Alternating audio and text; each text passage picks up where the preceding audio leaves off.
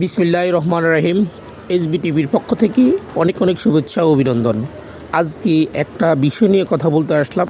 সেটা হলো, আজকে আমি যদি ধরে নিই, দুইটা দিবসে বলা যায়। প্রথম দিবসটা যদি বলি, লুটপাট দিবস।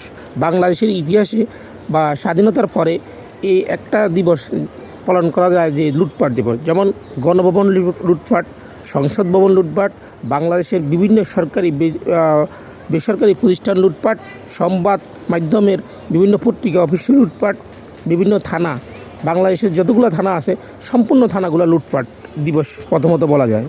দ্বিতীয়ত লুটপাট দিবস তো অবশ্যই বলা হয়। দ্বিতীয় নম্বর হলো, বাংলাদেশের ইতিহাসে একসাথে 3200 পুলিশ নিহত এবং পুলিশ নির্যাতন বা পুলিশ হত্যা দিবসও বলা যায় এই দিবসটাকে।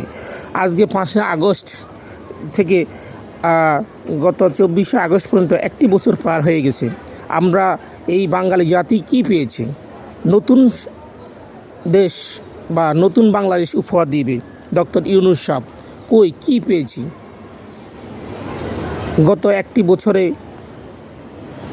লুটপাট, দর্শন, চাঁদাবাজি, হত্যা, নিরীহ মানুষের জায়গা দখল, তারপরে শেয়ার বাজার ধ্বংস, তা মানুষের ন্যায় বিচার থেকে হয়রানি। এবং কি পেয়েছি? হ্যাঁ, একটা জিনিস পেয়েছি আমরা, সেটা হলো ছাত্ররা যে 30 টাকা করে গাড়ি রিক্সাতে চলাফেরা করতো, সেটা এখন 1 কোটি টাকা দামি গাড়িতেও চলাফেরা করে। এইটাই আমরা পেয়েছি, এই জাতি পেয়েছি। যে সমন্বয়কারী তারা আজ নতুন বাংলাদেশ দিচ্ছে। তাদের 200 টাকা জুতা পরার যোগ্যতা নাই, তারা এখন 1-1.5 কোটি টাকা 2 কোটি টাকার গাড়িতে চড়ে। ডক্টর ইউনূস সাহেব যে উনার মামলা, গ্রামীণ ফোনের মামলায় উনি যে টাকা জরিমানা হয়েছে, ওইটা মকুব দেওয়ার পরও আরও উনি 5 বছরের কর মকুব নিয়েছে। তারপরে গ্রামীণ ফোন আর অসংখ্য দুর্নীতি, উনিও যে দুর্নীতি করছে, ক্ষমতার অপব্যবহার করছে। তাই আজ জাতি একটা বছর কি পেয়েছি, আমরা যে সাধারণ জনগণ কি পেয়েছি আর কি পাবো সামনে, এটাই আমরা দেখার বিষয়। যদি কথাগুলো ভালো লাগে অবশ্যই শেয়ার করবেন। আর আমাদের দেশের ব্যবসা বাণিজ্য সবগুলো ধ্বংসের পথে। তারপরে আমি ধরে নিতে পারি, ওয়ার্ল্ড ব্যাংকের একটি রিপোর্টে বলা হয়েছে বাংলাদেশে প্রায় 27 লক্ষ লোক বেকার হয়েছে এবং দরিদ্র সীমার নিচে। এর মধ্যে 18 লক্ষর মতোই মহিলা শ্রমিক বেকার হয়েছে। আর এই কারণে ঢাকা শহর বা বিভিন্ন আশেপাশের জেলাগুলোতে সন্ত্রাসী, চাঁদাবাজি এগুলো বেড়ে চলেছে। কদিন আগে তো অবশ্যই আপনারা শুনেছেন যে সমন্বয়কারের দলের বা সমন্বয়কারের যে কোনো একটা লোক যে চাঁদাবাজিতে ধরা খাইছে।